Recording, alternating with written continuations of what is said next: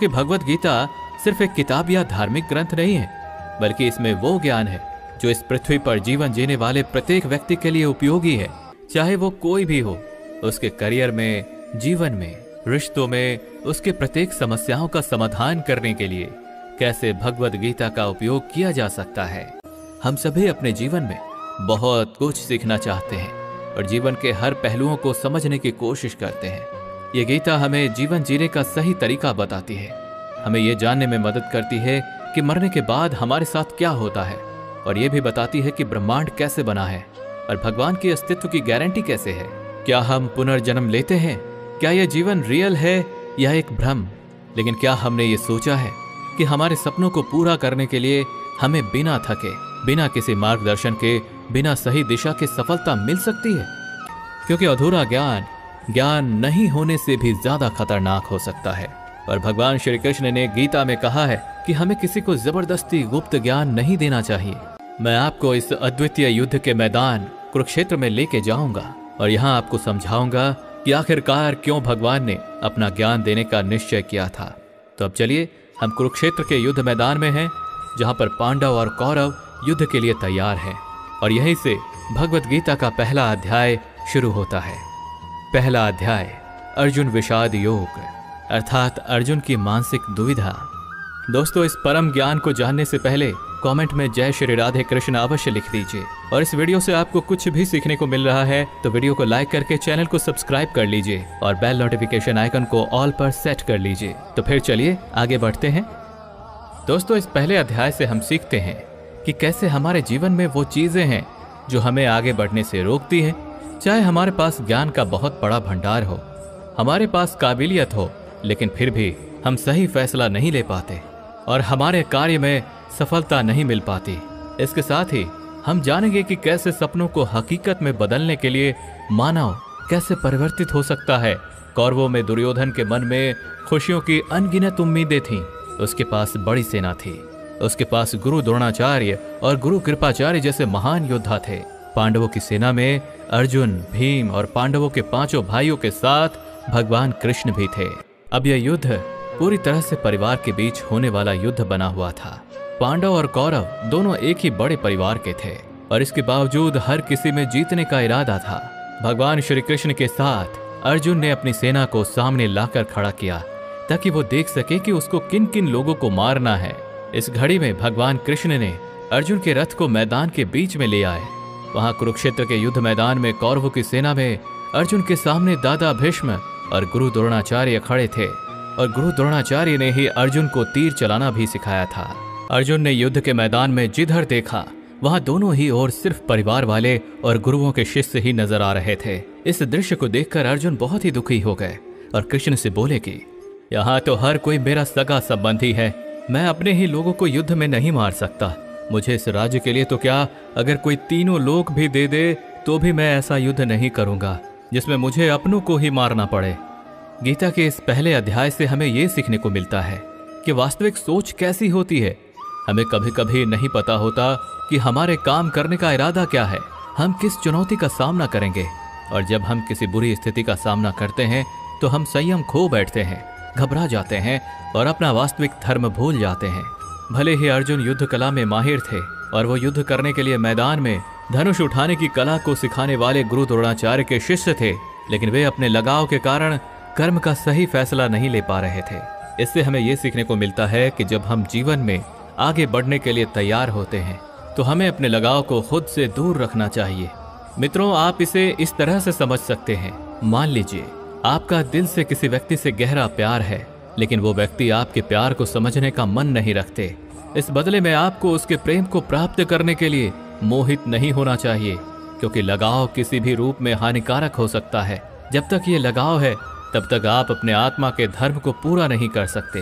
गीता का दूसरा अध्याय, सांख्य योग, यानी कि पुरुष प्रकृति का विश्लेषण करना।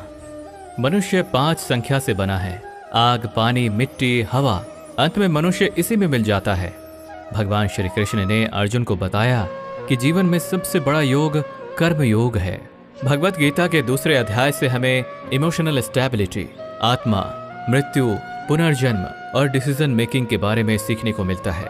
यहाँ हमें गुस्से के सबसे बड़े कारण और उनके समाधान के बारे में भी बताया गया है। जब अर्जुन ने युद्ध करने से मना किया तो सारथी श्री कृष्ण ने कहा, हे अर्जुन, ये तुम्हें अचानक से क्या हो गया है? तुम जैसे महान योद्धा के मुंह से ऐसी बातें शोभा नहीं देती, इसलिए अपने इस मन की कमजोरी को छोड़कर युद्ध के लिए फिर से खड़े हो जाओ। इस पर अर्जुन ने कहा कि इस युद्ध से बेहतर है कि मैं एक भिखारी बन जाऊं, क्योंकि मेरे पास यहाँ तक तो अपनी जिंदगी का कोई अहम मकसद ही नहीं है। मेरे पास सही और गलत का ज्ञान नहीं है, इसलिए मैं आपसे मार्गदर्शन मांगता हूँ। श्री कृष्ण मुस्कुराए। क्या कोई इंसान उनसे कुछ मांग सकता है और वो नहीं देंगे? यहीं से शुरू होता है भगवद गीता का ज्ञान, जिसे आपको भी अर्जुन की भावनाओं को जानना और समझना चाहिए। श्री कृष्ण अर्जुन को बोले, क्या तुम अचानक से डर रहे हो? तुम्हें डरना नहीं चाहिए, क्योंकि ये लोग तुम्हारे मारने से ही मरेंगे और तुम्हें ही उन्हें मारना होगा। इन सब लोगों का पिछले जन्म से और आगे के जन्म के साथ कोई संबंध नहीं है। वे तुम्हारे जैसे अनादि हैं। इसलिए जैसे कि तुम अपने पुराने कपड़े बदल कर नए पहनते हो, वैसे ही आत्मा शरीर को छोड़ देती है। हे अर्जुन, तू किसी मरे हुए इंसान को जीवित नहीं कर सकता, क्योंकि जीवन और मृत्यु का नियंत्रण सिर्फ मेरे पास है। तू तो उनकी मौत का सिर्फ एक कारण है, और ये लोग मरने के बाद भी मेरे ही पास आएंगे, क्योंकि वे शरीर नहीं हैं, वो तो आत्मा है, और आत्मा को किसी भी तरीके से नष्ट नहीं किया जा सकता। आत्मा अगले जन्म के लिए इस शरीर को त्याग देती है। जिस प्रकार तू अपने पुराने कपड़े बदल कर नए पहनता है, इसी तरह से जैसे कोई कछुआ खुद को खुद में ही समेट लेता है, वैसे ही मनुष्य अपनी इच्छाओं को वश में कर लेता है। जो व्यक्ति अपने मन की सभी इच्छाओं और कर्मों के परिणामों को सोचना छोड़ देता है, वही स्थिर बुद्धि कहलाता है।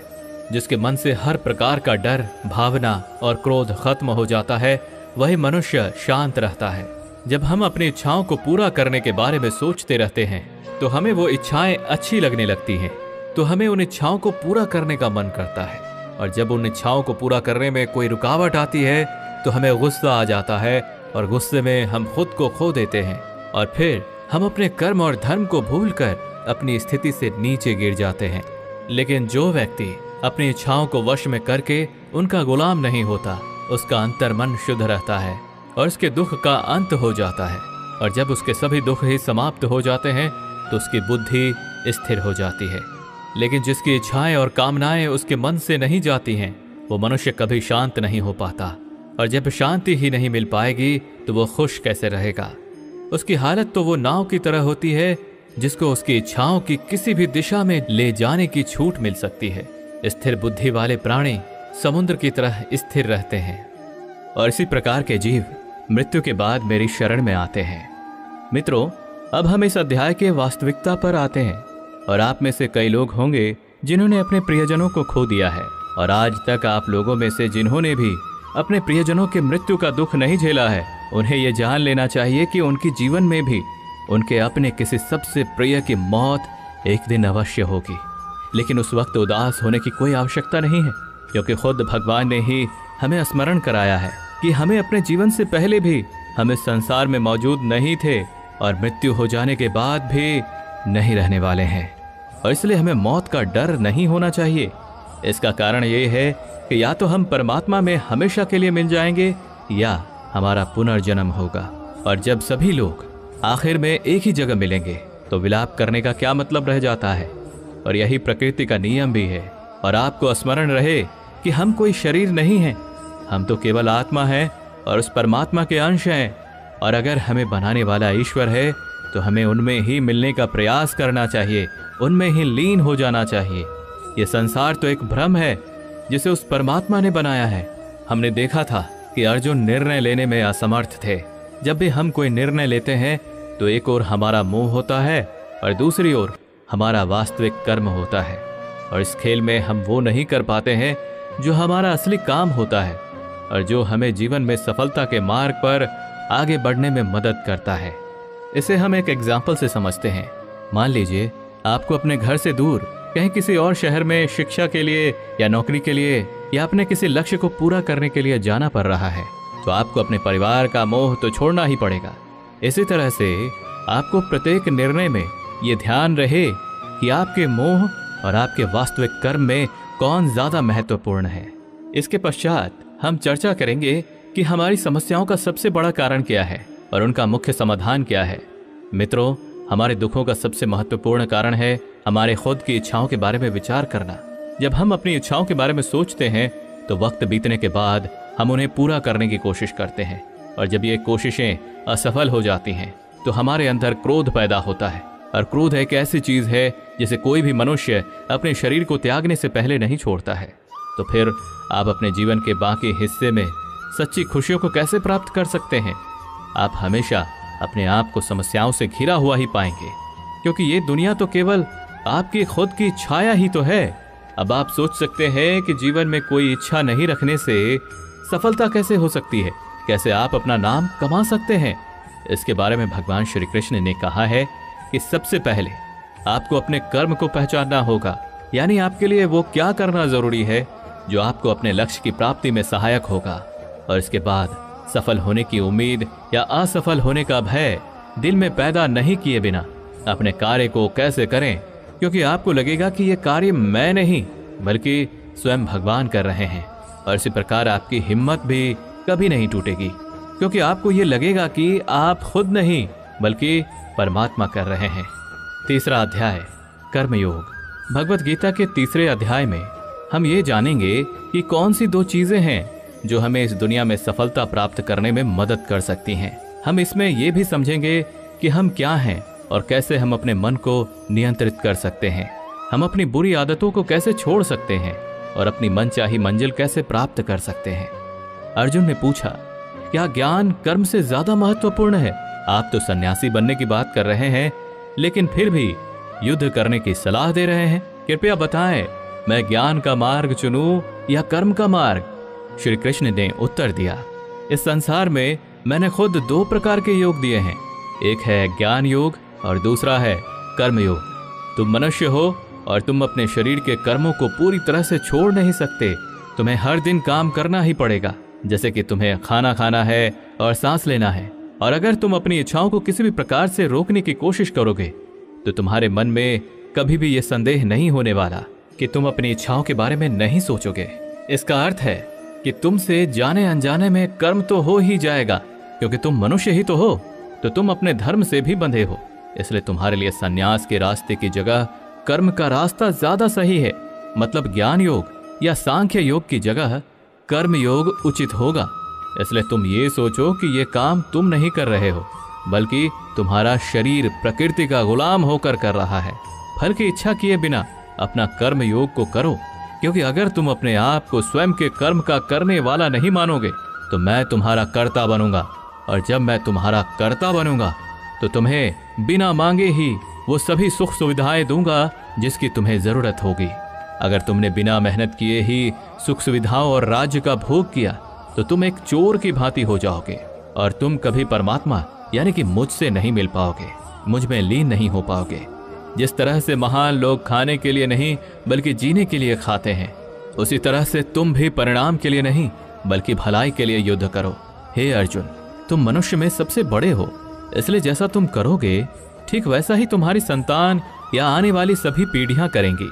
अर्जुन, तुम मुझको ही देख लो, मैं तो भगवान हूं, मुझे भला किसी काम को करने की क्या आवश्यकता है, पर मैं इसलिए अपना कर्म करता हूं क्योंकि मनुष्य की आत्मा मेरा ही तो एक छोटा सा हिस्सा है, और जैसा मैं करूंगा वैसा ही फिर मनुष्य करेगा, और इस तरह से तो पूरी सृष्टि ही नष्ट हो जाएगी। कोई अगर तुम्हारा साथ भी ना दे या तुम्हारी बुराई भी करे तो तुम उनको बिना कुछ कहे सिर्फ अपना कर्म करते जाओ, और ऐसा करने पर वो मनुष्य भी कुछ समय बाद तुम्हारे जैसा ही करना शुरू कर देगा।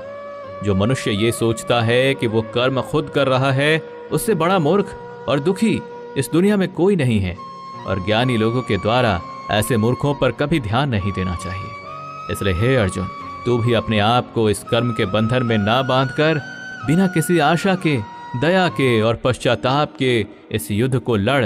हे अर्जुन, खुद का धर्म और कर्म दूसरों के धर्म और कर्म से ज्यादा अच्छा और बड़ा समझा जाना चाहिए, भले ही हमारे द्वारा खुद के धर्म और कर्म के पालन करने में कोई कमी या कसर क्यों ना रह गई हो। अर्जुन ने फिर से पूछा कि अगर मनुष्य परमात्मा का अंश है तो उससे गलतियां क्यों हो जाती हैं और वो बुरे काम क्यों करता है।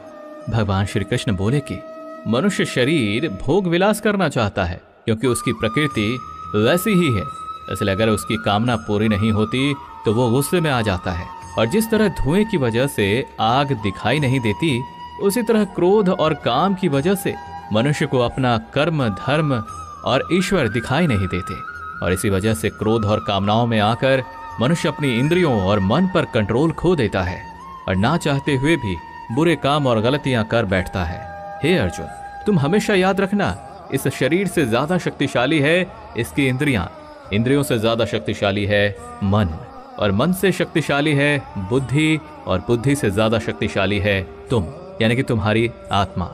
इसलिए हे अर्जुन, तू अपनी आत्मा से अपनी बुद्धि को वश में कर, तो तुम्हारी बुद्धि मन को वश में करेगी, और फिर मन तुम्हारी इंद्रियों को वश में करेगा, और इंद्रियां तुम्हारे शरीर को, यानी कि तुम्हारे बुरे कर्मों को।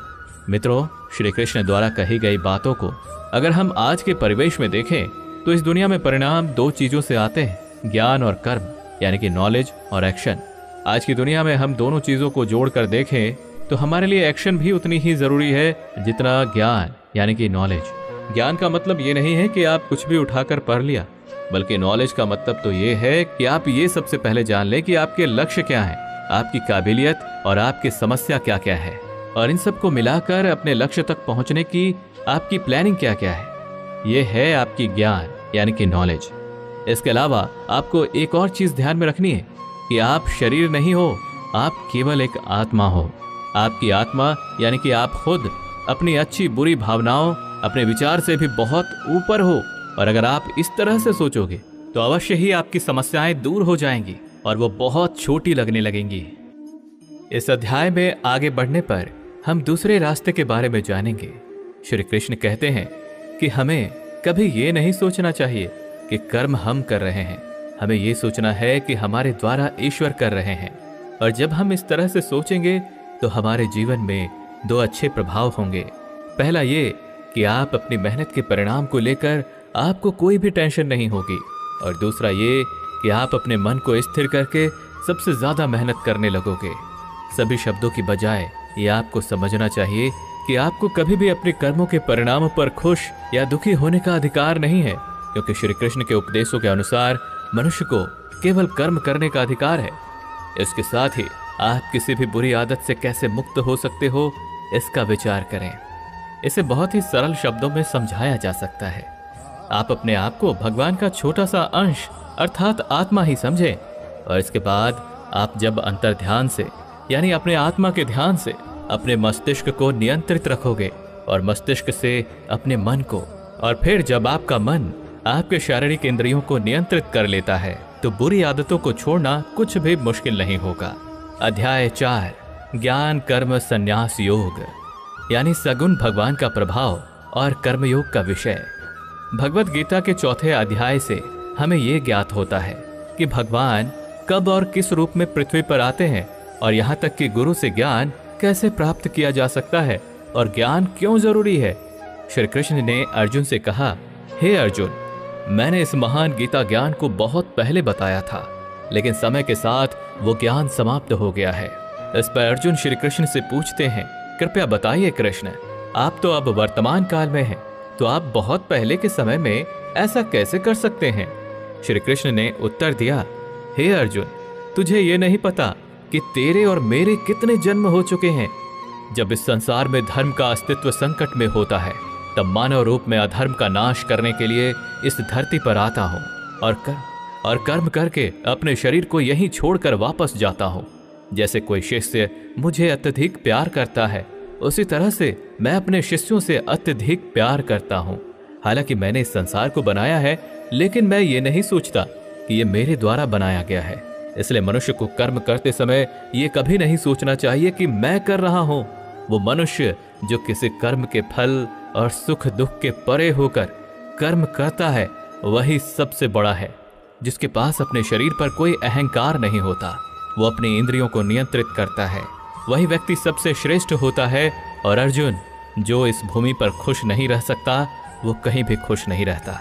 इसलिए किसी मनुष्य को अपने गुरु को पहचान कर अपनी इंद्रियों को नियंत्रित करके अपने लोभ को छोड़कर उनकी सेवा करने का प्रयास करना चाहिए, ताकि वे उनसे वो ज्ञान सीख सके जिससे कि बड़े से बड़े पापी भी मेरी शरण में आ सकते हैं। जिस प्रकार आग सूखी हुई लकड़ी को जला देती है, उसी तरह से गुरु से प्राप्त किया गया ज्ञान अज्ञानता को दूर कर देता है। हमेशा कर्म करने वाला और हमेशा मेरी में श्रद्धा रखने वाला ही मुझे प्राप्त कर सकता है। इसलिए जिसने कर्मयोग के माध्यम से सभी कर्मों को और अपने आप को परमात्मा के लिए समर्पित कर दिया है, उस मनुष्य को उसके कर्मों के बंधन में कभी भी नहीं बांधा जा सकता। इसलिए अर्जुन, तू भी मेरे दिए हुए ज्ञान से समझ कि कर्म नहीं बल्कि मैं कर रहा हूं। दोस्तों, इस चौथे अध्याय में स्पष्ट रूप से कहा गया है कि जब भी मानवता का नाश होता है तो नेगेटिव ऊर्जा लोगों में अत्यधिक होती है। तब भगवान किसी भी रूप में आकर धर्म को पुनः स्थापित करते हैं। इसमें यह भी बताया गया है कि अगर किसी से आपको कुछ सीखना है तो सबसे पहले आपके मन में उसके प्रति सम्मान होना चाहिए। कोई लालच नहीं होना चाहिए और बुरी भावना भी नहीं होनी चाहिए। और यह ज्ञान प्राप्त करना और सीखना हमारे लिए क्यों आवश्यक है और इसका कारण क्या है। हम अगर किसी क्षेत्र में हो तो स्वाभाविक रूप से बताया जा सकता है कि हमें उस क्षेत्र के गुरु से ज्ञान प्राप्त करना होगा। और ज्ञान वो तरीका है जिससे इस जीवन में अपने लक्ष्य से और उस जीवन में आपके परमात्मा से मिल सकता है। अध्याय 5, कर्म संन्यास योग। भगवत गीता के 5वें अध्याय में कर्म संन्यासियों का वर्णन किया गया है और हम जानेंगे कि अपने लक्ष्य को कैसे प्राप्त किया जा सकता है और कैसे हमारे शरीर ने हमें आलस्य में बांधने की कोशिश की। अर्जुन ने कहा, हे श्री कृष्ण, मैं अभी भी ये नहीं समझ पा रहा हूं कि मेरे लिए कर्म अच्छा है या कर्मों से संन्यास। तो श्री कृष्ण ने उत्तर दिया, देखो अर्जुन, संन्यास और कर्म वे दो अलग अलग मार्ग हो सकते हैं, लेकिन दोनों का ही लक्ष्य तो समान है और वो है परमात्मा। जो व्यक्ति अपने मन को भटकने नहीं देता, जो कर्म करके भी यही समझता है कि कर्म उसने नहीं किया है बल्कि ये तो परमात्मा ने किया है, और जो सभी जीवों को उसी परमात्मा का हिस्सा मानता है, वो मनुष्य मरने के बाद परमात्मा में ही मिल जाता है। महान व्यक्ति अपने प्रत्येक कार्य को, अपने विचारों को स्पष्ट करने और दूसरों के हित के लिए ही करते हैं। परमात्मा कभी भी मनुष्यों को बुरे काम करने के लिए नहीं प्रोत्साहित करता, बल्कि लोग खुद ही अपने क्रोध और मोह में आकर बुरे कार्य करते हैं और फिर उसी प्रकार से उनके फल सुनिश्चित हो जाते हैं। मैं तो बस उनका प्रतिफल उन्हीं को वापस देता हूँ। तुम अपने शरीर को चाहे कितना ही आनंदित कर दो, इसकी इच्छाएं तब भी पूर्ण नहीं होती। इसलिए अर्जुन, तेरे जैसे बुद्धिमान व्यक्ति को शरीर की इच्छाओं में मन नहीं लगाना चाहिए। इस संसार का असली मूल्य होता है वो जिसने अपने शरीर का नाश होने से पहले अपने क्रोध का नाश कर लिया हो, जो संपूर्ण प्राणियों का हित करता है, जिसका मन किसी भी कार्य में नहीं बनता और जो अपने भटकते हुए मन को एक जगह केंद्रित करके परमात्मा को याद करता है। वही व्यक्ति सुखी भी है और परमेश्वर सहित सभी के प्रिय भी। इसलिए हे अर्जुन, ये इंद्रियां, मन, बुद्धि, इच्छा, आशा, डर और क्रोध ही तेरे शत्रु हैं, इन्हें छोड़ दो। दोस्तों, हमारी बॉडी अर्थात हमारा शरीर हमेशा आराम से रहना चाहता है, लेकिन क्या आपने कभी सोचा है कि अगर इसमें आत्मा नहीं होती तो क्या होता? हम अक्सर अपने शरीर को ही अपनी पहचान मान लेते हैं। हम कहते हैं ये मेरी आंखें हैं, ये मेरे हाथ हैं, और जब हमारा शरीर हमें आराम करने के लिए बोलता है तो हम सो जाते हैं। लेकिन क्या आप ये सोच सकते हैं कि शरीर आपकी बुद्धि पर भारी हो गई है? इसलिए आपको ये समझना होगा कि आप एक आत्मा हैं और आपको अपनी बुद्धि से अपने शरीर को चलाना होगा। दोस्तों, जो रास्ते भगवत गीता में दिखाए जा रहे हैं वे मानव को परमात्मा से मिला देते हैं।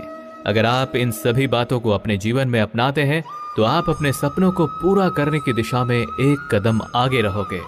दोस्तों, जैसा कि कहा गया है कि भगवान की प्राप्ति के लिए मन को वश में करना बहुत जरूरी है, ठीक उसी तरीके से आपको अपने जीवन में भी मंजिल पाने के लिए मन को वश में करना बहुत ही आवश्यक है। श्रीमद् भगवत गीता अध्याय 6, आत्मसंयम योग। भगवत गीता के 6ठे अध्याय में हम जानेंगे कि एक योगी क्या होता है और योगी कैसे बनते हैं, अर्थात आज के जीवन में वो व्यक्ति जो अपने जीवन में महत्वपूर्ण कुछ करना चाहता है। इसके साथ ही हम ये भी जानेंगे कि क्या होता है अगर आपने इस जीवन में बहुत मेहनत की लेकिन फिर भी आपका सपना पूरा नहीं हुआ। श्री कृष्ण बोले, केवल अपने सांसारिक कर्मों को त्यागने वाला ही योगी नहीं होता।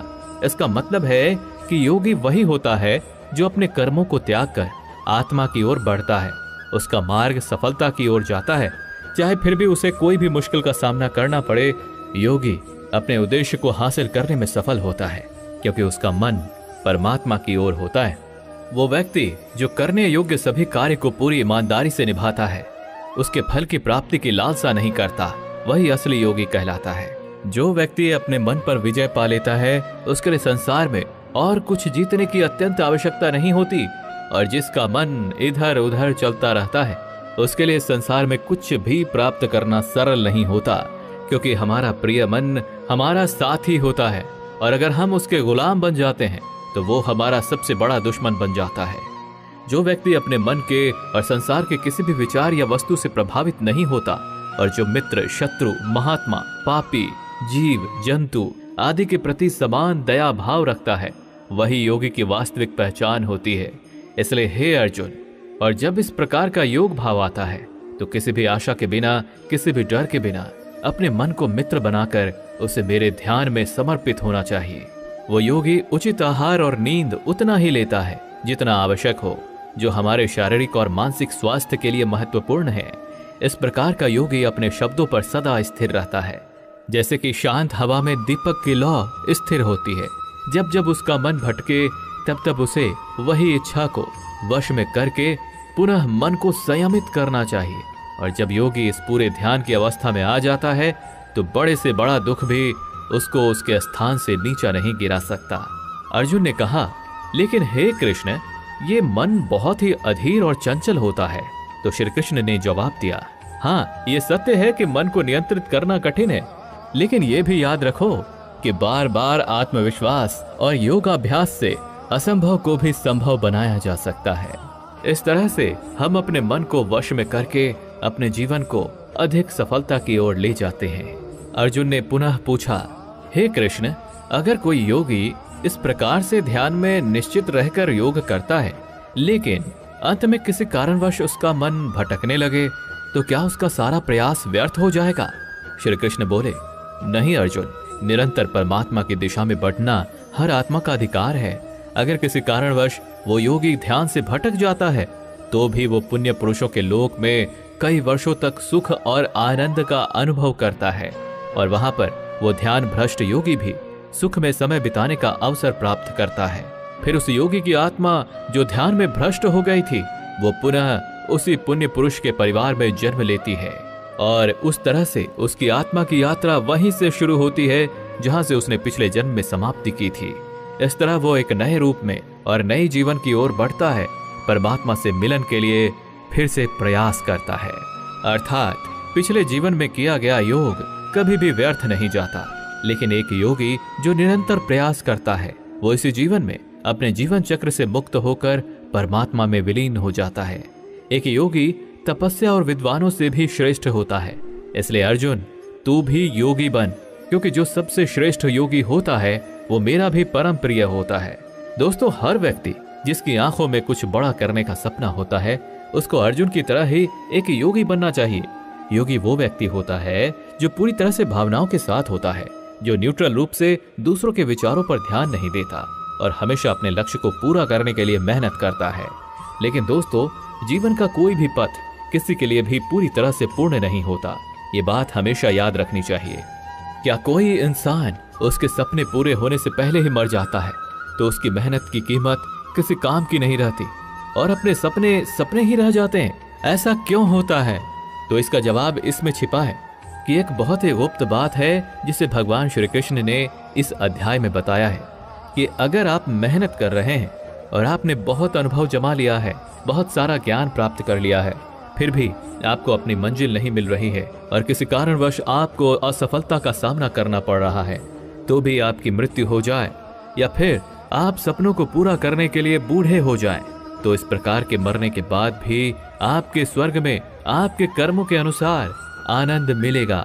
और जब आपके अच्छे कर्मों का बैलेंस खत्म हो जाएगा, तो फिर से धरती पर जन्म लेके वापस आएंगे। और जन्म भी ऐसे माहौल या घर में होगा जिसमें आपको पिछले जन्म के ज्ञान का स्तर पाने के लिए मेहनत नहीं करनी होगी, वो तो स्वतः आपको मिल जाएगा। आपको फिर उसके बाद के ज्ञान को पाने के लिए एक पुनः पूरी नई जिंदगी मिल गई होती है। ऐसा मैं नहीं बल्कि भगवान श्री कृष्ण ने भी योगियों के बारे में इस गीता के 6 अध्याय में बताते हुए कहा है, और उन्होंने उन लोगों के लिए भी विशेष बनाया है जो सच में बहुत ज्यादा मेहनत करते हैं। मित्रों, भक्ति सफल चैनल पर आप सुन रहे हैं संपूर्ण भगवद गीता का सार। श्रीमद् भगवद गीता अध्याय 7 ज्ञान विज्ञान योग। इस अध्याय में जो भगवान का ज्ञान है, हमें यह बताया गया है कि ईश्वर कैसे संसार को नियंत्रित करते हैं, ईश्वर को कौन से भक्त सबसे अधिक प्रिय होते हैं, इसके बारे में भी ये जानकारी दी गई है। लेकिन ये सवाल हम सबके मन में उठता है कि क्यों इंसान भगवान को नहीं पहचान पाता है। भगवान कृष्ण इस प्रश्न का उत्तर देते हुए कहते हैं कि हे अर्जुन, अब मैं तुझे वो बात बताऊंगा जिन्हें जानकर तू इस संसार में किसी और ज्ञान की तलाश में नहीं भटकेगा। हजारों लोगों में से कोई एक ही होता है जो ब्रह्म ज्ञान की खोज करता है, और वो कोशिश करके ही सही उसे प्राप्त करता है। और ऐसे हजारों कोशिशें करने वालों में से कोई एक ही मेरे प्रेम में विश्वास और समर्पण के साथ प्राप्त कर पाता है। मेरे 2 रूप हैं, एक जन रूप जिसमें पृथ्वी, वायु, जल, अग्नि और आकाश, साथ ही मन, बुद्धि और अहंकार है। वहीं दूसरा है चेतना रूप जिसमें सृष्टि का चक्र है, समय को भी मैं ही निरंतर चलाता हूँ। जल, ओमकार, चंद्रमा, सूरज मैं ही हूँ। पृथ्वी की सभी पवित्र ग्रंथ, बुद्धिजीवियों का तेज, अग्नि और तपस्वियों का तप, धर्मों का पवित्र कर्म, अलग अलग समयों का काल और बलवान का बल भी मैं ही हूँ। इस संसार के लोग सांसारिक गुणों के बंधन में जकड़े हुए हैं, इसलिए मैं किसी को अपने असली रूप में नहीं दिखाई देता हूँ, और वास्तविकता में ये संसारी गुण भी मेरी माया ही तो है। मगर जो मनुष्य इस मोह माया को तोड़ देता है वो मेरा भक्त बन जाता है। माया के जाल में फंसे हुए मूर्ख लोग मेरी शरण में नहीं आ सकते हैं। कोई भी भक्त 4 विभिन्न प्रकार से मेरी पूजा करता है। कोई प्राप्ति की इच्छा रखने वाला, कोई दुख के समय मुझे याद करने वाला, और कोई मुझे पहले से ही जानने वाला। लेकिन इनमें से मुझे सबसे अधिक प्रेम करने वाला ज्ञानी भक्त पसंद है। ये चारों भक्त दयावान होते हैं, लेकिन ज्ञानी पुरुष तो मानो मेरा ही रूप है। और ज्ञानी भक्तों में से वो व्यक्ति भी शामिल हैं जिन्होंने मुझे बहुत सारे जन्मों से माना है, और मृत्यु के बाद भी उनकी आत्मा मुझ में ही मिल जाती है। जो भक्त किसी इच्छा की पूर्ति के लिए किसी देवता की पूजा करते हैं, उनकी आस्था में मैं वही देवता बना देता हूँ, और उस भक्त को अंततः वो देवता प्राप्त हो जाते हैं। इस फल की अवधि समय सीमित होती है। अगर कोई भक्त मेरी पूजा करने के लिए किसी भी तरह का प्रयास करता है तो मैं उसे अपना बना लेता हूँ, जबकि दूसरी तरफ वे मूर्ख जो मुझे जन्म लेने और मरने वाला मानते हैं वो मुझे प्राप्त नहीं कर पाते हैं। मैं भूतकाल, वर्तमान और भविष्य को जानता हूँ, हालांकि श्रद्धा रहित लोग मुझे नहीं जान सकते। वे भक्त जो सांसारिक मोह और माया को छोड़कर उच्च कर्मों का अभ्यास करके मेरी भक्ति करते हैं, वे मृत्यु से मुक्त होकर मुझ में ही लीन हो जाते हैं। जब आप अपने जीवन में कोई लक्ष्य स्थापित करते हैं तो समय बीतने के बाद वो लक्ष्य भूलने की आशंका हो सकती है, क्योंकि विभिन्न विचारों और कार्यों की बहुत अधिक चिंता होती है। भगवान श्री कृष्ण ने यह बताया है कि माया के जाल में फंसे व्यक्ति भगवान को भूल जाते हैं, और इसी तरह कई बार अपने महत्वपूर्ण लक्ष्य को भी भूल जाते हैं, और उन्हें लगता है कि उन्होंने जो लक्ष्य निर्धारित किया है वो तो बेकार है, व्यर्थ है। वो सोचते हैं कि लाइफ तो केवल मजे लेने के लिए है, क्या पता कल रहूं या ना रहूं। और इस तरह के सोच रखने वाले व्यक्ति को गीता में मूर्ख कहा गया है, जो इतना भी नहीं जानते कि ये जो डिस्ट्रैक्शन है या ये जो भटकाव है, ये मेहनत करने वालों को बस आजमाता है, और ज्यादातर लोग इसी भटकाव में बंद करके रह जाते हैं। वही दूसरी तरफ जो लगातार बिना डिस्ट्रैक्ट हुए कठिन परिश्रम करता है, वही व्यक्ति सफलता को प्राप्त कर पाता है और उसके मन को शांति प्राप्त होती है। अध्याय 8 अक्षर ब्रह्म योग। इस अध्याय में हम जानेंगे कि भगवान क्या हैं और उन्हें कैसे प्राप्त किया जा सकता है, देवता क्या होते हैं और इस संसार का कारण क्या है। ये सभी बातें हम इस अध्याय में सीख सकते हैं। अर्जुन ने पूछा, हे कृष्ण, परम ब्रह्म क्या होता है? आध्यात्म का स्वरूप क्या होता है? कर्म क्या होता है? यह संसार कैसे चलता है? और देवता कौन होते हैं? इसलिए इस अध्याय में अर्जुन के इन सभी प्रश्नों के उत्तर भगवान श्री कृष्ण द्वारा दिए गए हैं। श्री कृष्ण कहते हैं कि जीवों की वास्तविकता ही आध्यात्म होती है। कर्म हमारे द्वारा पास्ट में किया गया त्याग होता है, जिसका परिणाम हमें वर्तमान में मिलता है। उसी तरह से हमारे वर्तमान में किए गए कर्म या त्याग वो भविष्य में मिलने वाले परिणामों को ही जन्म देते हैं। इस संसार का निर्णय करता वो मैं ही हूं, और जब कोई व्यक्ति अंत के क्षण में अपने मन में वही भाव और अपने ध्यान को उसी भाव में स्थिर करके शरीर को छोड़ता है, तो वो उसी भाव को प्राप्त करता है। इसलिए मुझे याद करने वाले हमेशा मेरे पास आते हैं। इसलिए अर्जुन, तू भी मुझ में ही ध्यान कर और युद्ध करके तू मुझे ही पाएगा। वे लोग मुझे सदैव याद करते हैं, वे सरलता से मेरे पास आते हैं, और जो मेरे पास आते हैं उनके जन्म मरण का चक्र समाप्त हो जाता है। उनके सारे दुख हमेशा के लिए खत्म हो जाते हैं। श्रीमद् भगवत गीता के अनुसार सहस्त्र युग अहर यद ब्राह्मणों विदुः, अर्थात ब्रह्मा का एक दिन 1000 महायुग के बराबर होता है। इसके अनुसार ब्रह्मा का एक दिन 4 अरब 32 करोड़ 100 वर्ष होता है।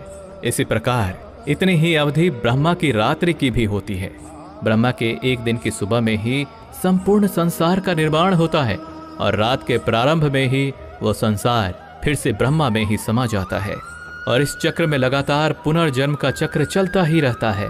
लेकिन जो मेरे भक्त होते हैं उन्हें शीघ्र ही इस चक्र से मुक्ति मिल जाती है। इसलिए हे अर्जुन, मैं तुझे वो 2 मार्ग बताता हूँ जिससे लोग या तो मोक्ष को प्राप्त करते हैं या फिर से इस संसार में उन्हें वापस आना पड़ता है। जब सूर्य का प्रकाश होता है तो शुक्ल पक्ष चल रहा होता है और सूर्य उत्तरायण में होता है। जब कर्मयोगी जो शरीर छोड़ने वाला होता है मेरे पास हमेशा के लिए आ जाता है, और जब रात्रि होती है तो कृष्ण पक्ष आता है और सूर्य दक्षिणायन में मौजूद होता है। उस समय पर कर्मयोगी अपने शरीर को त्याग कर परलोक में जाते हैं और वहां बहुत समय तक आनंद सुख भोगते हैं। फिर संसार में उन्हें वापस आना ही पड़ता है। केवल एक योगी ही इस रहस्य को समझकर सभी कर्मों के फलों के मोह को छोड़कर परम ब्रह्म में मिल पाता है।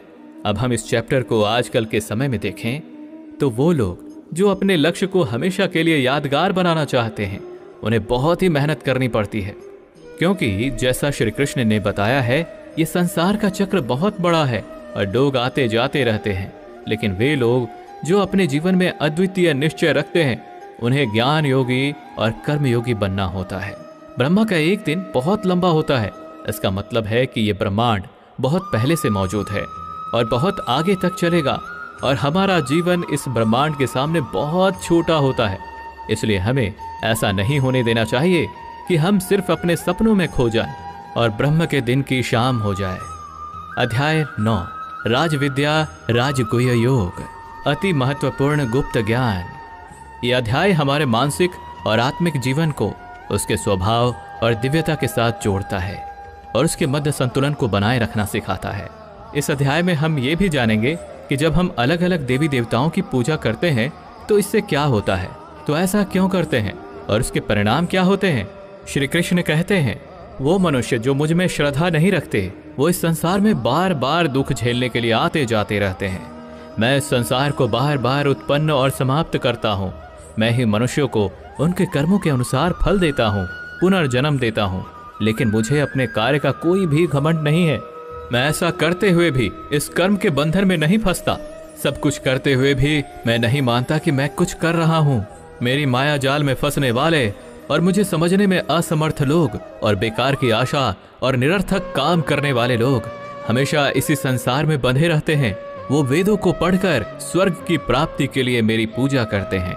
वे लोग इंद्र के स्वर्ग के सुख का आनंद उठाते हैं, लेकिन उनके स्वर्ग के सुख तब तक ही बने रहते हैं जब तक कि उनके मानव जीवन के पुण्य समाप्त नहीं हो जाते। और जब उनके पुण्य समाप्त हो जाते हैं तो उन्हें फिर से इसी पृथ्वी पर जन्म लेने का अवसर मिलता है। किंतु जो मुझ में मतलब परमेश्वर को ही सब कुछ मानकर अपने कर्म फल को त्याग कर निरंतर प्रेम करते हैं, मैं उनकी न केवल सभी आवश्यकताओं को पूरा करता हूँ बल्कि उन्हें सदैव मेरी शरण में स्थान देता हूँ। भूतों और पितरों को पूजने वालों का ज्ञान कम होता है और वो फिर से इस मृत्युलोक में आते ही हैं। इसलिए अर्जुन, यदि तू कुछ भी कर्म करता है और दान देता है तो उसे मुझ में स्मरण करके कर, तो वो मुझे ही प्राप्त हो जाएगा। मेरे लिए प्रिय और अप्रिय सब बराबर है। यहाँ तक कि अगर कोई बहुत ही अत्याचारी हो, चाहे स्त्री हो या पुरुष, चाहे राजा हो या भिखारी, वो मुझ में ही समर्पित होकर इस अनंत सागर को पार कर पाता है। इस प्रकार अगर तू खुद को मुझ में अर्पित करेगा तो मैं ही तुझे प्राप्त होऊंगा। मित्रों, इस अध्याय में श्री कृष्ण कहते हैं कि जो कोई भी भक्त सच्चे मन से किसी ईश्वर में पूजा और आदर उस ईश्वर के प्रति रखता है तो मैं उसके इस भक्ति को उस ईश्वर से जोड़ देता हूँ। अध्याय 10 विभूति योग। यह अध्याय बहुत ही महत्वपूर्ण है क्योंकि इस अध्याय में भगवान श्री कृष्ण अपने दिव्य रूप की महत्वपूर्ण चर्चा करते हैं और अर्जुन को उनकी महिमा का दर्शन कराते हैं। यह अध्याय हमें यह बताता है कि भगवान कैसे हमारे चारों ओर मौजूद हैं और हमारे जीवन में उनका साक्षात्कार कैसे किया जा सकता है। वैसे तो आपने कई बार सुना है कि भगवान ऐसे हैं, भगवान वैसे हैं, सभी जगह हैं, प्रत्येक कण में हैं। श्री कृष्ण कहते हैं, हे अर्जुन, तू मेरा सच्चा मित्र है और मुझसे प्रेम करता है, इसलिए अब मैं तुझे स्वयं का वास्तविक परिचय देता हूँ। मेरे जन्म के बारे में किसी को नहीं पता, लेकिन जो ये जानता है कि मैं कभी नहीं जन्म लेने वाला और कभी भी नहीं मरने वाला हूँ, वही सबसे बड़ा ज्ञानी है। ज्ञान और मूर्खता, सत्य और झूठ, सुख और दुख, मन और बुद्धि, रचना और नाश, कीर्ति और अपमान सहित सभी भाव वास्तव में मैं ही हूँ। इस जगत में जिस किसी ईश्वर की पूजा की जाती है वो असलियत में मैं ही हूँ। दोस्तों, इस अध्याय में भगवान ने हमें ये दिखाया है कि वे हमारे जीवन के हर पहलू में मौजूद हैं। वे सबके आदर्श सूरज, चंद्रमा, वायु, अग्नि, धन, ज्ञान, ब्रह्मा, विष्णु, शिव, इंद्र, गरुड़, यमराज, गणित, गायत्री मंत्र, ऋतु, वसंत, निश्चय, भक्ति, विजय, रणनीति, रहस्य, मौन और अनगिनत अन्य रूपों में प्रकट होते हैं। भगवान ने हमें यह भी बताया है कि उनका अंत नहीं है, वे अनंत हैं, अपार हैं, वे हमारे सभी पहलू में हैं और उनको पूरी तरह से जान पाना हमारे बस की बात नहीं है। श्री कृष्ण अर्जुन से कहते हैं, हे अर्जुन, मुझे पूरा जानना तेरे लिए किसी काम का नहीं है, बस तू इतना जान ले कि ये संसार मेरे एक छोटे से अंश से ही चलता है, यानी ऐसी कोई जगह नहीं है जहाँ पर भगवान ना हो।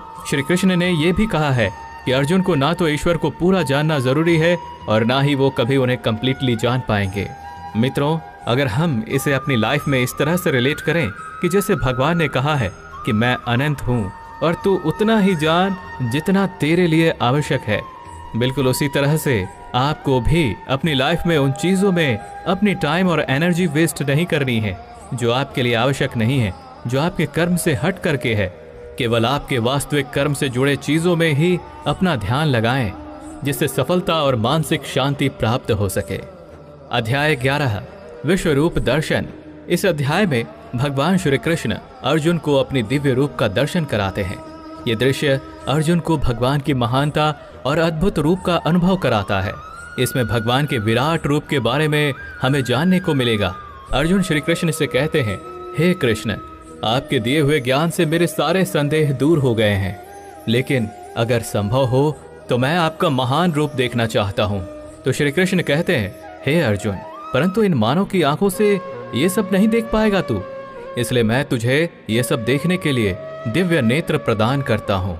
मित्रों, इसके बाद जो अर्जुन ने देखा उसकी वास्तव में कल्पना भी नहीं की जा सकती है। ईश्वर का ना तो कोई आरंभ था और ना ही कोई मध्य और ना ही कोई अंत था। उस रूप से इतना प्रकाश निकल रहा था जितना हजारों सूरज भी मिल जाए तो भी उतना ना निकल पाए।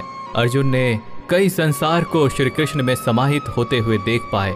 फिर अर्जुन ने हाथ जोड़ते हुए श्री कृष्ण से कहा कि हे परमात्मा, मैं आपके शरीर में सभी देवों को, सभी मनुष्यों को देख पा रहा हूँ, लेकिन आपके शरीर का तो ना कोई आरंभ दिख रहा है, ना कोई मध्य है और ना ही कोई अंत। आप में हर तरह के अस्त्र शस्त्र हैं, हर तरह के प्रकाश और सूर्य हैं। स्वर्ग और धरती के बीच का पूरा आकाश मानो आपसे ही भर गया है। कई देवता के समूह आप में प्रवेश कर रहे हैं तो कई लोग भयभीत होकर हाथ जोड़े खड़े हैं। आपके अनंत हाथ, पैर, पेट, आंखों वाले मुंह रूप को देखकर समस्त सृष्टि सहित मैं भी व्याकुल हो रहा हूँ। यहाँ तक कि मैं पांडवों को और कौरवों की पूरी सेना के महान योद्धाओं का अंत होकर आप में जाता हुआ देख पा रहा हूँ। आपके ये विकराल रूप इस संपूर्ण ब्रह्मांड को अनंत ऊर्जा दिए जा रहा है। हे कृष्ण, इतने रूपों में आप कौन से हो? अर्जुन कहते हैं, हे कृष्ण, इतने रूपों में आप कौन से हो? मैं आपको कैसे पहचानूं? फिर श्री कृष्ण कहते हैं, मैं तो हर जगह हूं और मैं ही समय हूं। इन सभी योद्धाओं की मौत को पहले ही लिख चुका हूं। तू तो सिर्फ इनकी मौत का कारण है, मारने वाला तो मैं ही हूं। ये सुनकर अर्जुन के चेहरे पर थोड़ा डर दिख रहा था, पर अर्जुन धैर्य के साथ बोले, हे परमात्मा, आपका ये रूप देखकर अब मुझे पता लग गया कि क्यों योगी महर्षि देवता जैसी ही आत्मा है, आपका पूजन क्यों करते हैं। आप तो सत्य और असत्य से भी ऊपर हो। आपके इस रूप की व्याख्या करने के लिए मेरे पास शब्द ही नहीं है। आप ही इस संसार के पालन करता और विनाशक हो। आपको हर दिशा से नमस्कार है, स्वीकार कीजिए, क्योंकि ना तो कोई आपका आदि है और ना ही अंत। आपको कोटि कोटि नमन। हे प्रभु, मुझे भय है कि मैंने अज्ञानता में आपको मित्र कृष्ण कहा है और कई बार लोगों के सामने आपका मजाक भी उड़ाया है। मुझे आपके इस सत्य का पता नहीं था, इसलिए अगर संभव हो तो आप मुझे क्षमा कीजिए। जैसे पिता पुत्र को क्षमा कर देता है, उसी तरह आप भी मुझे क्षमा कर दीजिए। हे प्रभु, आपके इस रूप को देखकर मैं खुश भी हो रहा हूँ और मैं भयभीत भी हूँ। अतः अब कृपा करके आप अपना प्रसिद्ध चतुर्भुज विष्णु रूप के दर्शन दीजिए, जिसमें आपके मुकुट चक्र और गदा के साथ आपको देखने की अभिलाषा है।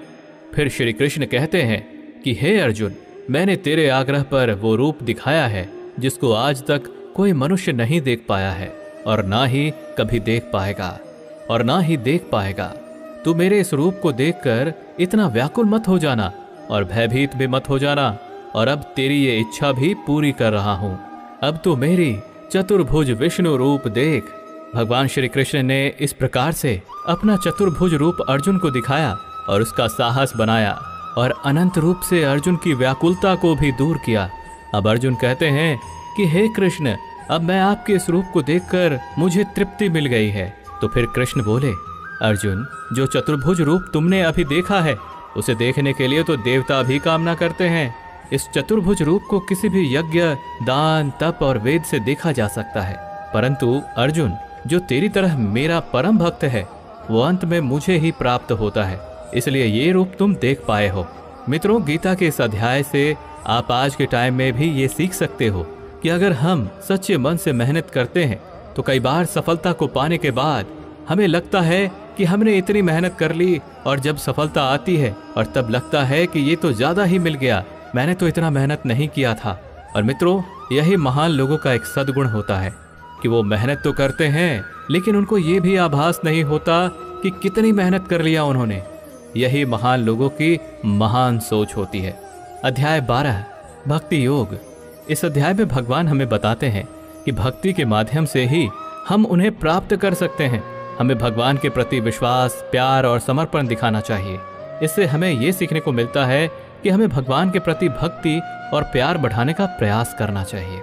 जो व्यक्ति हर तरह के सुख और दुख, वस्त्र और मित्रता, लाभ और हानि, मोह और इच्छा, हर तरह के मौसम से दूर रहता है और सभी प्राणियों को एक समान नजरिए से देखता है, और जो अपने मन और इंद्रियों को पूरी तरह से वश में रखता है, वही परम आनंद को पाता है।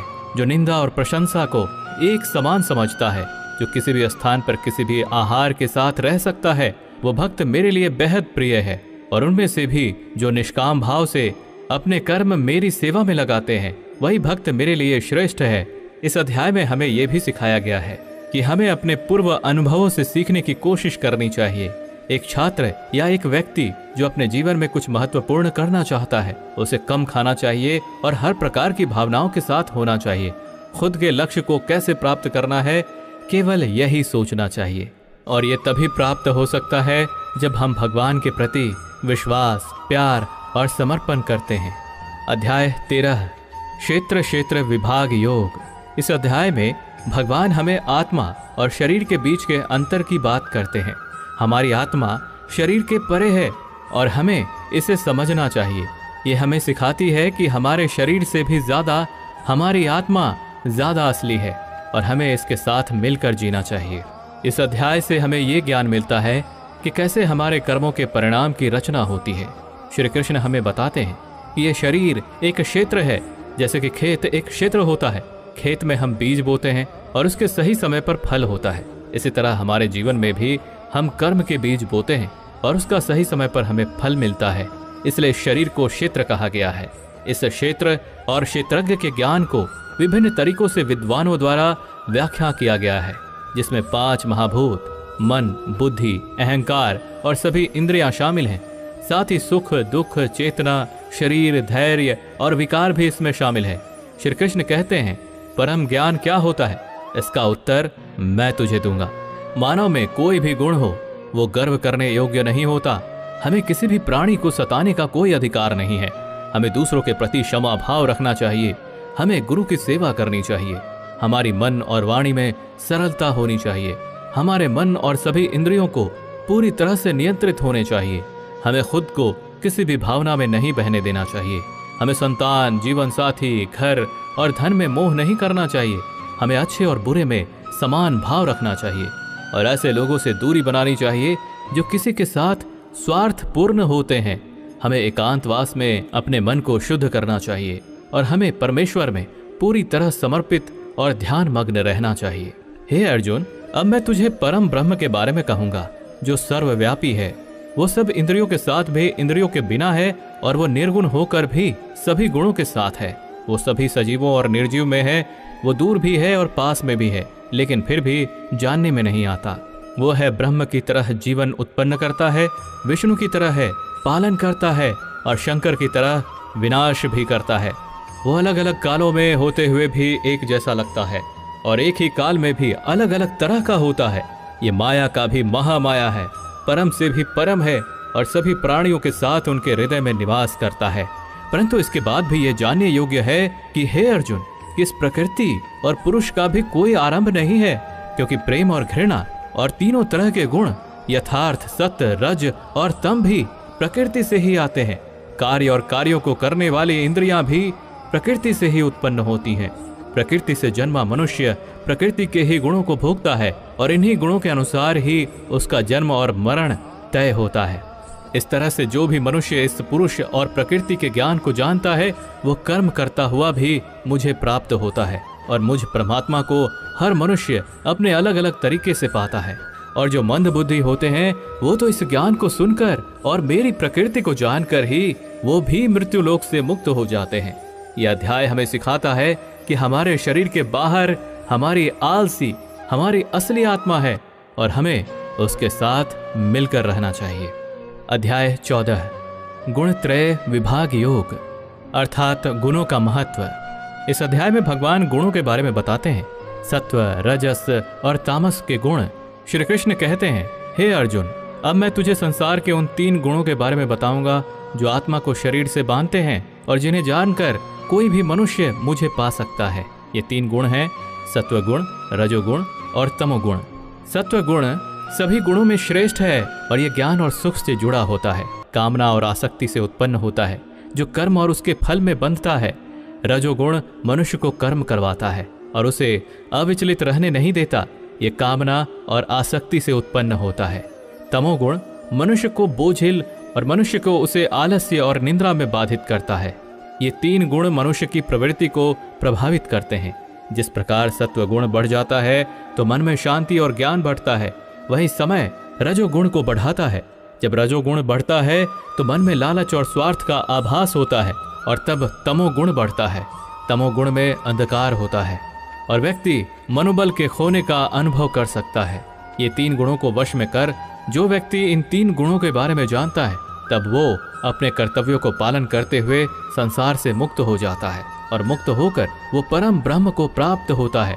दोस्तों, ये तीनों गुण सभी के जीवन में महत्वपूर्ण है। अगर आप सकारात्मक परिणाम की कामना करके मेहनत कर रहे हैं तो ये निश्चित नहीं है कि आपको खुशी होगी या आप दुखी होंगे। इसलिए इस अध्याय से हमें ये सीखने को मिलता है कि हमें सत्व गुण को विकसित करना चाहिए, जो शांति और ज्ञान का प्रतीक है, जिससे हमारे जीवन में आध्यात्मिक उन्नति होती है और समय समय पर हम अपने गुणों की परीक्षा करके उन्हें सुधार सकते हैं। अध्याय 15 पुरुषोत्तम योग। इस अध्याय में भगवान हमें आत्मा की अमरता के बारे में बताते हैं। हमारी आत्मा हमारे शरीर से बड़ी होती है। श्री कृष्ण कहते हैं कि हमारा आत्मा अविनाशी है और इस संसार में हमारे कर्म हमारे भविष्य को प्रभावित करते हैं।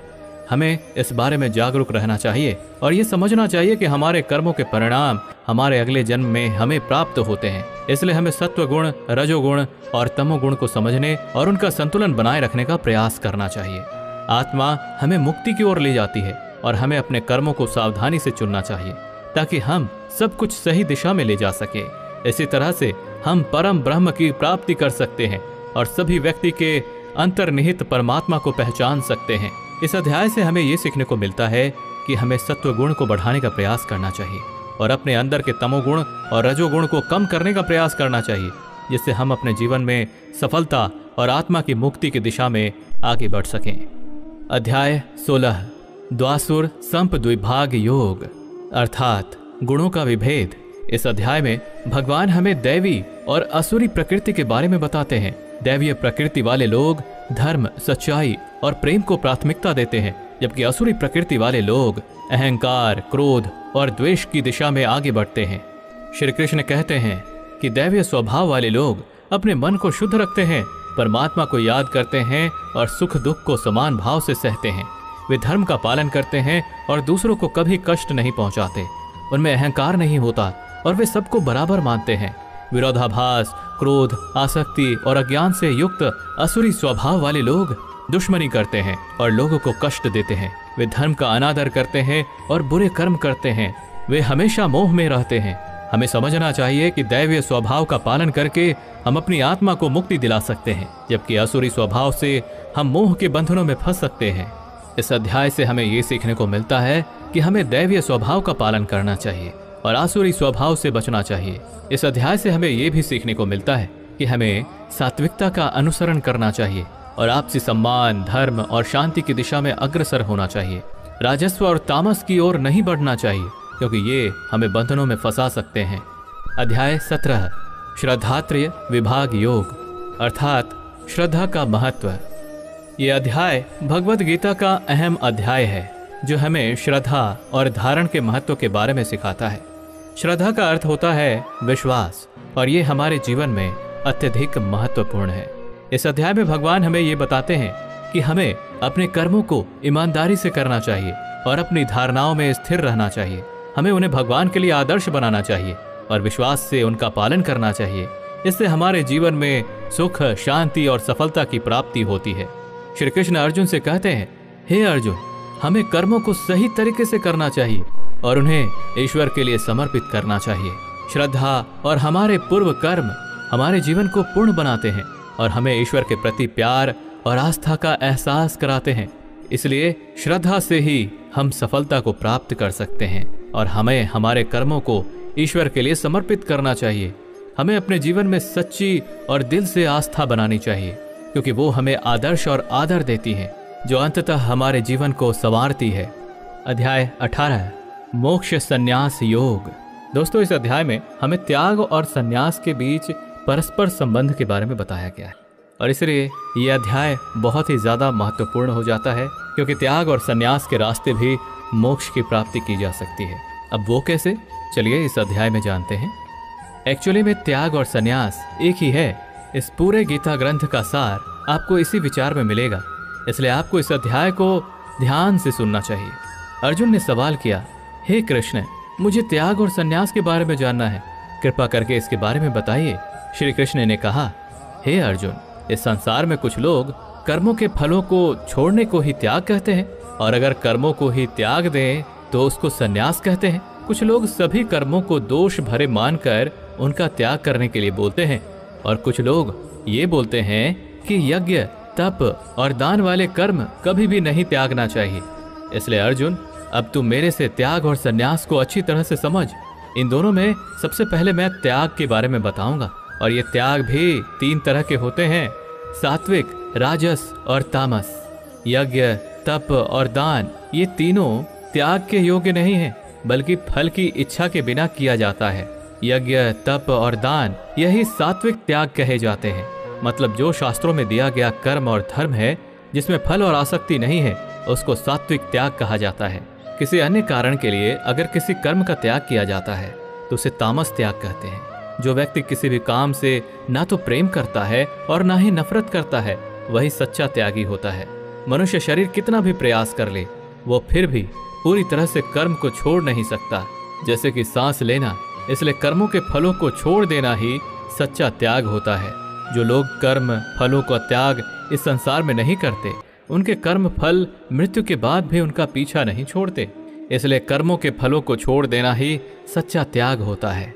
जो लोग कर्मों के फल को छोड़ने का ये मार्ग नहीं चुनते, उनके कर्म फल मृत्यु के बाद भी उनके साथ रहते हैं। इसलिए हमें अंततः अपने कर्म के फल की कामना को त्याग देना चाहिए। दोस्तों, अगर इस वीडियो से आपने कुछ भी सीखा हो तो कमेंट में जय श्री राधे कृष्णा अवश्य लिख दीजिए और वीडियो को लाइक और शेयर कीजिए और चैनल को सब्सक्राइब करके बेल नोटिफिकेशन आइकन को ऑल पर सिलेक्ट कर लीजिए।